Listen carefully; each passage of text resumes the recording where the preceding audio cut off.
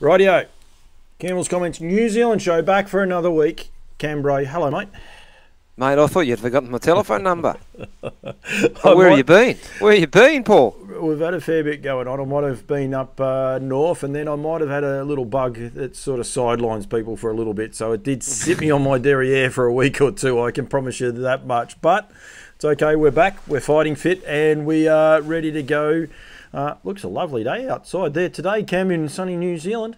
Don't be fooled, mate. It's blowing a howling southerly. It's not very warm outside. We had a wee bit of rain actually last night, which was good. It looks, in all seriousness, it does look lovely behind the window there, the cars and everything. But yeah. That can happen. Plenty going on for you guys at NZB right at the minute with the weanling sale fast approaching, not too far away. Must say that I do have the magazine, I did an interview just before for a magazine company, can't half tell.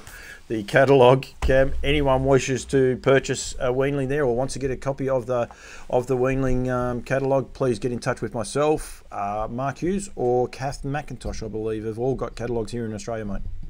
They've got, yeah, and then also I think Mark Barton's got some in New South Wales, and Stewie Valentine up in Queensland's got some. So we've got them spread around. The postage, which I say this every time we have a sale, is horrific, and it's not getting any better at the moment. So odds on, if you are on our mailing list, you'll probably get the catalogue 3 or 4 days after the sale. So if you need a catalogue, I just urge you to reach out to any one of those guys, and we'll do our best to get one to you. Yep, absolutely, and we can facilitate that, either hand deliver or put it in the post for you as well. Plenty going on. 114 lots catalogued, Cam, down to about 111 now, I believe. Yeah, a few withdrawals come out as happens in every sale. There is a supplementary catalogue, which at this stage has one in it, but it is open up until the week before we actually sell. So if anyone out there's got a weanling wants to sell in the Auckland area, more than welcome to give us a call. We'll chuck it in. I was going to say that in the catalogue there's only 113, but there's already 114 up. And if I had done my homework, I would have been across what horse that was. But I haven't done that much homework. I can tell you that Woodlands have 2 out of their draft, 56 and 112, have both been withdrawn from their draft of weanlings. Yeah, no. Well, there's no point talking about withdrawals just yet, because more than Bob's your uncle. As soon as we say there's 4 out, there'll be another one out tomorrow. So let's not tempt fate. Yes, definitely. And I have booked my tickets. I'm going to be there, so we'll have some fun on Loose Lines, and the New Zealand show will be incorporated on the Wednesday night, the night before you go selling, Cam. So we might get some Kiwi guests on that might be at the complex, either be it in the Hyatt or at the Cracker Sales grounds there somewhere. Yeah, no, they're more than welcome. We'll tear into it. We'll have a little bit of fun. You're not that in the Hilton, are you? I can't confirm or deny yet, but it doesn't look promising. Put it that way. There's a sign up at the front, isn't it, with your face? Well, I had to relinquish my room for you, Paul, because that's how much the company thought of you. So I decided to take one for the team that you have the nice room. All systems go though with the motel. Myself and Mark Hughes were saying, is this going to be the first sale where the motel's been in operation? First sale, yeah, where the hotel was in action. Hotel. Sorry. Yeah, it's I don't think on the accommodation side it's been busy enough, but under the COVID, drama we still have here, it's not. We're not selling out, put it that way. But the restaurant has been busy as ever. It's very, very popular. Yep. So it's good, and it'll be great to have everyone be able to stay on site and enjoy themselves and be stone's throw away from the horses, which is great. Yep, definitely. I think Mark Barton is going to be there. You said before, I'm pretty sure he's coming. Mark Hughes is definitely coming, but there will surely be a big contingent of Australians rocking up, I would imagine. It certainly sounds that way from early indications we've got from guys over there that there's a bit of activity, so that's good, and so it should. It's probably it is probably the biggest biggest weanling sale in the Southern Hemisphere, if not the world, for standardbreds. So if you're not into breeding them, you can definitely come and get one at all budgets, all levels of the market. Just on that, and it's a good segue, Cam, Gavel House, one of the things I do want to do is highlight what's going on with Gavel House every other week. Basically, it runs every fortnight. there's about 15 weanlings. Was I right in saying there'd be about 15 weanlings offered up in this week's draft? There's quite a few anyway, I think, from Macquarie Lodge and a couple of the others. Macquarie Lodge got quite a few, and another guy, Grant Beckett, he's got quite a few. He stands a couple of stallions as well, so it's good to see, and it's probably by design too, really, where we have this big sale coming, and I hate to say it, it's probably cheeky enough that they jump in on a bit of the ride into the weanling sale. I think it's a good time to market a horse. But yeah, definitely Macquarie Lodge have, I think, 15 weanlings, and they're by size that they stand. They're also a semen base, so they've got a few there by Always Be Mickey, etc. But like there's a number of Raging Bulls, there's a betting line, there's quite a few Always Be Mickeys, I think I might have said that. Raging Bulls, Fear the Dragons. And Solitaire is the other one. Solitaire is the other one. And then obviously Grant Beckett, he stands here in New Zealand, Imperial Count, who you will know in Australia. There's a couple of handy horses running around there. I was going to say, does a good job actually. He does fly under the radar a little bit, Imperial Count, but does a very good job. And there's another horse here, Royal Aspiration, so you may not have seen or heard of. It's a horse Fred Fletcher had here. And he's done an outstanding job. He's a very, very small crop on the ground. It's the oldest 3, I think. And he was 4 from 4 at one stage. 4 starters, 4 winners. So he's flying too, to be fair. So there's some spirited bidding on that weanling last night that I saw. I think it was up to about $6,500. But quite a few people in there. Often Racing I saw were amongst some of the other names that were in there. But I think it was at about $6,500 for one of those horses there, which I was pleasantly surprised by. I actually thought I had the website to come up, but it was playing tricks on me, so I can't actually bring it up to show people. But we want people to go to that site, and it is, I think, standardburied.gavelhouse.com. Yep. So it's not. It's a bit different one for you Kiwis. Yeah, or either or, you can just go to gavelhouse.com, and then at the very top right-hand side, there is a plus, a South African flag, and a galloper or a standardbred, either or. Just need to click on the one you want, not the one that's left, so to speak, and that'll take you to this, because it was predominantly a thoroughbred site which we use fortnightly for our thoroughbreds, and then we've ended up selling a number of quite high-profile thoroughbreds. Hence why Gavel House Plus come along, so we could vet the clients, etc. And then South Africa got involved during COVID, and then obviously the standardbreds have been there as long as we've been doing standardbreds. So you sell horses on the South African platform for them over there? Is that how that works? We basically contract to companies in South Africa, and they basically do it all. We just administer the sale. Wow. They've had a ready-to-run sale, had a couple of yearling sales, yeah. It intrigued me when I looked last night, because the other way you can go to it is if you just go to the New Zealand Harness Racing site and click on the banner, because it's well publicised on there as well. But on that banner, it had, and I was wondering what the South African flag was for. So I'm happy now. You've eased my mind, Cam. I'm very happy with that. Just you're learning every day of the week, Paul Campbell. Learning every day. Every day I get out of bed, I'm going better, mate. Uncut Gems last Friday night. Good race, good initiative, and very, very well patronised by the people. They were full fields and good fields of horses. Yeah, something that we're probably in both countries really is a bit of a hot topic, especially here in New Zealand. It's definitely a hot topic. We have a lot of good age group racing for the good age group and open class racing for the pointy end of the racing stock. Now this is sort of the tier below it. It was actually originally to work pretty much in unison with the jewels. The harness jewels would normally be run in June, and these were for horses that wouldn't or didn't make not that they didn't make the field, but they couldn't have. Well, actually, they couldn't have made the field because they had to be.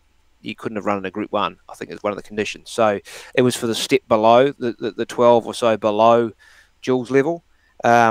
So it's what it does do is it gives you basically a chunk of horses out of the middle, which makes them very, very good betting propositions. And it was good racing, and it proved to be good racing, you know. I think other than the Adore Me daughter, who went round at pretty much even money favourite, the rest of them were pretty good odds, pretty juicy odds. So, yeah, it was good. Darling Me. She's a good mare. Yeah, and that's when you're saying about it. She's one of those ones. I suppose there's always a someone that can beat the system, if you like. I don't know if they necessarily went about beating the system, but probably timing is everything. That race came up, haven't won a metro race. Like she's a winner of 11 starts now from 31 and 190,000 in stakes. So she's The she's no Mears is duffer, funny one. The Mears is a funny one here in New Zealand too, because basically there's not a lot of Mears racing outside of the real big bangers, and you know you end up you're competing with horses of pretty good standard, Spellbound, etc., like that, prior to her departing, and even better twist horses like that. So to be fair, she probably isn't that level at her age, but that's where probably it's a wee bit of the Mears is probably the easiest one to slip into because they just don't have the Group 1s around. Yep, so they can get under that, I think. Tommy Waterhouse, he was a $35,000 purchase from the Christchurch NZB sale a couple of years ago. Nice little winner too, though, by American Ideal. Nice wee winner, and I think you even asked me before about Queen Elita, the breeder of Queen Elita. One of them was Tony Barron, who actually bred this horse, Tommy Waterhouse. So there, talk about a segue, Paul. You're looking for segues. There's one. But no, it was a great win all the way. Led all the way, I think. He did, and won. He's a nice wee horse. So, yeah. I looked up the siblings of Tommy Waterhouse. I think there's Bobby Waterhouse, Bill Waterhouse coming along. But then the next one after that has got nothing at all to do with the... He ran out of water. He's waiting for a filly and never got it, you see. It's just a totally different name. So, but he looks a nice little horse now, and he's won over $88,000 in stakes, which those races help kick them along. So for a nice outlay at the sales, they get a good result with a nice horse that's still got plenty of wins in board. Yeah, it's $40,000 listed races. So look, it's run in conjunction with the New Zealand Sire Stakes Board. So like I know you've done a bit of publicity for the board over in Australia, but like even for our New Zealand people watching, it does show you. I think we got about 5 late payments for those 3 races, where horses that were ineligible, and you end up paying a significant price to get in those fields, but it just does show you if you make the minimum payments with the New Zealand Sire Stakes, I think it's foal and yearling, foal and yearling, if not 2-year-old payment as well, is still a hell of a lot cheaper than paying the late payment, and you're eligible for all these races. I will say I saw quite a few photos. You used to talk about the Sire Stakes payments and all the rest. Martin Pearson, front and centre. Poor old Cambrai looked like he was standing on his tippy toes out the back of all the photos just to get a little bit of me time. But Martin, front and centre with the very quiet shirt that he had on again. Yeah, no, Martin, he's a hard man, isn't he? And you know, I was only just there to try and help lift the profile of the whole thing, really. A little bit of fun. How does the trotters work? Because Majestic Lavros is a 7-year-old. It's obviously open to all aged horses that haven't won a group race. Is that how it works? Correct. Yeah. Unbelievable. It's 4-year-old and older. Unbelievable how that horse hasn't won one. $120,000 in stakes as well. Son of Majestic Son, who is a lovely horse. Yeah. Yeah, doing a great job. It's great to see those sort of horses staying in New Zealand. And to be fair, that was an outstanding field. Yep. Of trotters, to be fair. There was 4 or 5 life chances there. So, no, it's good. Yeah, it was indeed. But it's good to see those horses staying in New Zealand too, because you need that depth for those. It'd be enticing for them to come to Australia. There's plenty of trotting races in Australia for those sort of horses. So great to see Connections keeping him there, and quite a few of your New Zealand horses resisting the urge to travel. I think that part's good, Cam. Yeah, no, well, put it this way, if you can program more of these, you'll have less and less horses go, because the only reason they go is through lack of something not here or being sold, isn't it? Absolutely. You said there before about Queen Elita. Did you happen to see her win at Menangle? And I encourage anyone in New Zealand that hasn't seen it, you should go and get onto thetrots.com.au and watch a replay. You'll get there that way. Yeah, go to Menangle and you'll be able to watch a replay of it. Absolutely phenomenal win. Just a horse with a huge future, I would imagine. Yeah, I'm just going to quickly, while you're talking there, because Queen Elita, we've talked about her before. She's, I think, still retained ownership in New Zealand. Yes. And in fact, we sold a full brother to Queen Elita at the 2020 National Yearling Sales. And yeah, that's dead right. 2020 Yearling Sales to Peter Logan Standardbreds for $280,000. So, like, that's probably the dearest. I'd say it is the dearest trotting yearling sold at a yearling sales in Australasia, I think, in history, I'd say. Definitely dearer than the Australians, because the Australian sale topper, he actually won last week, the dearest trotter. Beretissimi that was sold through New Zealand Oh, yep. sales. Yeah, Alabar purchased him. Purchased out of Andy Gath. Yeah, out of Unbellalur. He is actually a son of Father Patrick, who won at his second start. So well done the connections. Yeah, I enjoy it when people put their hand up, spend a bit of money, Cam, and come back getting the winners. It's always a good result for them. Well, it does, and you know, there's always a bit of a knock on some of those deer horses that they probably don't live up to expectation. But at the end of the day, they do make the sales business go round. For a lot of breeders, it's for averages. Certainly for companies like ourselves, it's bottom line, and turnover drives bottom line.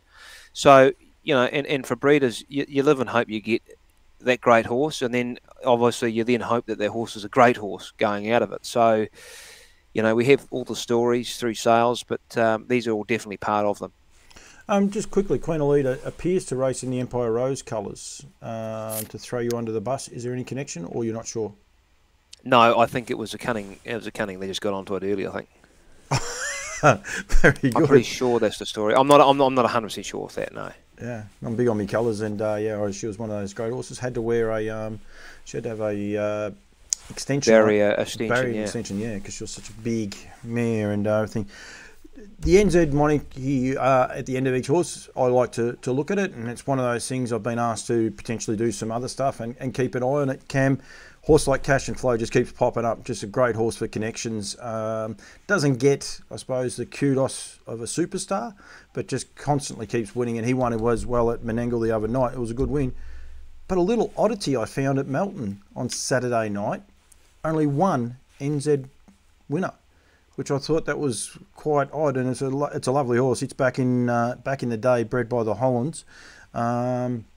Really nice horse. But yeah, the rest of the horses were Australian bred, which is very odd for you Kiwis. Well, it is probably odd, but probably not so uncommon when you probably have an ordinary metropolitan meeting in Melton. You know, when you look at the fields in, say, Perth or free-for-alls in Sydney and bits and pieces now, you know, there is a lot of them around. And again, you look at your country cups, probably more so. We've had a lot of New Zealand horses involved in your country cups, haven't we, over the past few months? So, yeah, it's as I've always said to you, for a lot of people in New Zealand, it's a way of survival, is getting horses up and going and selling them. So long may it continue. You might be right too, because I probably should have looked at it a little bit closer. I think they were APG. I don't think they were the finals, but there was like 2 consolations maybe on that day too, so that probably restricts it, and a couple of younger trot races as well. So the trotters don't tend to come across. I wear plenty of hats. I've got the Woodlands jacket on and the NZB hat on. Harassed Trotters is another one. Love You had a double at Menangle the other night too with Tough Tussle, doing a great job. Love You.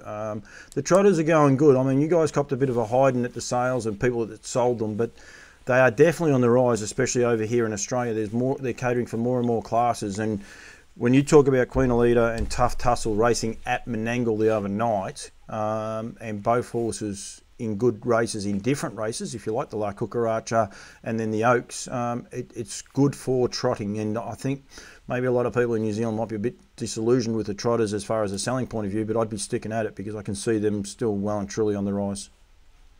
Well, as I've always said to you, Paul, I think here in New Zealand, our trotting sales market has probably outgrown the demand in New Zealand domestically currently. Through COVID, we haven't had probably a lot of the trotting buyers out here, because as you know, it's a bit more of a finicky gate as far as confirmation is concerned. So I by no means believe we're in trouble here with them. I just think that we've possibly we've seen the exponential growth over a period of time, which we haven't seen. Then all of a sudden, we had a catalogue of 45, and I use Christchurch as that parameter because of the trotting sale, sort of 40, 45, for 3 or 4 years. In boom, we've gone straight to 65, and then basically a half of that catalogue being by one sire, yep, who, like it or not, they were off. You put that same group of horses back through next year, it'll be a very different story because he will be on, because ever since the sales, he started winning bloody everything. Yeah. And that's unfortunately the nature of the sales business. Yep. So no, I definitely wouldn't be bidding the old trotting mare or anything like that. I think it's on the way, it's on the move, it's on the way forward. Probably more so in your country than ours. But again, as we've seen, New Zealand is almost now another breeding state for Australian racing. To be fair. Yeah, yeah, and I hope trotting takes off a little bit more in New Zealand. It was always New Zealand. We were always jealous over here of the dominance of the trotter and the amount of trotting races there were, and it just seems to have flipped a little bit, albeit in Victoria mainly, although New South Wales is starting to come ahead, and they had some huge announcements the other day, which will be, I suppose, big, have repercussions on a lot of things. People probably now in the breeding barns looking for more mares. There's properties for sale, Euroby properties for sale, so it probably raises the eyebrows for a few people on both sides of the ditch as well. So it's good to see New South Wales doing that. Queensland have definitely been growing, so it's just one of those things that, as you said, it just might have ballooned a little bit quickly, but it should catch up. Yeah, well, and it's always probably the way is to program more races. You need to have the stock, and probably we haven't had the stock. And all of a sudden we're going to get the stock, but we're in a funny little interim now until we can actually get the pools big enough to warrant, programming more racing. Yeah, talk about Martin Pearson. There's some there trying to good as gold. The thumbs up. What's that, coffee break or? No, he's just paperwork, more paperwork. More paperwork. Very quickly, we didn't talk a lot after the race, Cam, and the... you haven't talked to me a lot, full stop, in recent times, Paul. The success of it, firstly, though, but the race, congratulations. And I, for one, a huge believer in the name, because I think a lot of people that are out there throwing rocks at the name of the race possibly should get around into marketing and have a look at it. The best way to promote your product is to get it out there, and the more people that bag it or wrap it, the more people that understand that there is a race called The Race. So that is number one about it. I think the name's great, and it's done a great job, and then the flow-on effect of that since. Yeah, well, just look at... at one stage there we were going to struggle. We weren't going to get an Australian horse. Then we ended up with, albeit 3 or 4 of them. Most of them, to be fair, were expat Kiwis coming back. And then bugger me, Majestic Cruiser, the genuine Australian horse who stuck at it. And, he's gone on to be a Group 1 winner in New Zealand now. So, at the end of the day, it's done exactly what it was designed to do.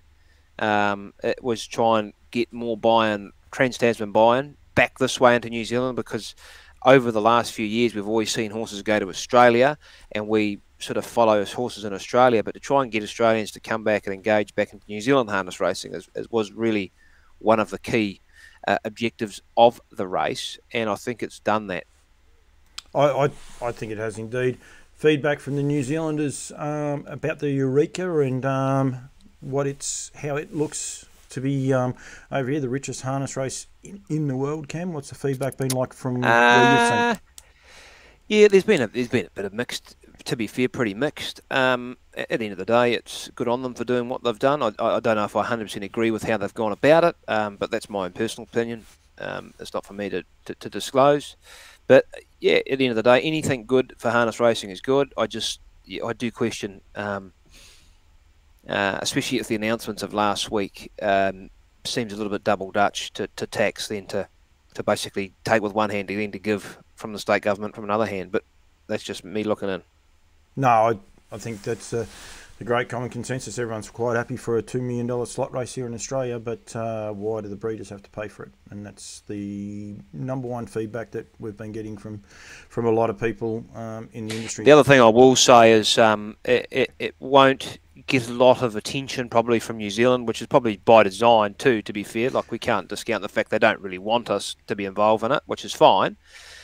But I don't know if it was the greatest move to have it a restricted race, and then particularly sort of promote the horse in question they used as the sort of the promotion horse actually being a Kiwi bred horse was bizarre. It was, yeah, ill-formed. Luckily, they obviously thought it was NZ was the last part of his name, so they just, it just seemed an odd one, that one. Apart from the fact that he was over the age limit, well and truly as well. So I mean, they can only be 3 and 4 yards, and it's happened here now. There's a lot of high-profile people over here now saying, "Oh, this horse will be tailor-made for that race." they won't be eligible. Beyond Delight, it's one of those horses last week, and Act Now, none of those horses are going to be eligible because they'll be too old for it. So that in itself then, I suppose gets people thinking a little bit differently. How many people have actually looked into what the Eureka is, how it is going to work? Effectively, a lot of the 3-year-olds what will be 3-year-olds in it, haven't even hit the racetrack yet for that. So. And don't get me wrong, the concept will work. There's no doubt about it. The slot style racing will always work because by nature of what we're trying to achieve in racing, there's guys that are big punters and they gather their mates together and all of a sudden they have a slot. So at the end of the day, the product itself, albeit that we want to use it as the marketing tool, is almost secondary, if you know what I mean. In the most respect, it's almost an ego festival, these slot races. And the racing it's the scrambling for the horse, if you know what I mean. It's the gamesmanship, etc., etc. So don't get me wrong, this concept will work, but I just question what damage it's going to do along the way. Absolutely, and that's your whole idea of a slot race, is actually. And that's where ours was completely different. Ours was completely the race cost the New Zealand harness racing industry $12,000. Yep, and basically the person who was able to purchase the best horse won it, and that's how slot races should be. Rockhampton Thoroughbreds had one 2 days ago, went off without a blimp. They got 10 businessmen that invested. They made a big song and dance of it up there in Rockhampton. I see they had $1 million greyhound race in New South Wales too, didn't they, the weekend? The thrill of the great, I forgot what the name of it is, but She's a Pearler won it. I forget the name of the race.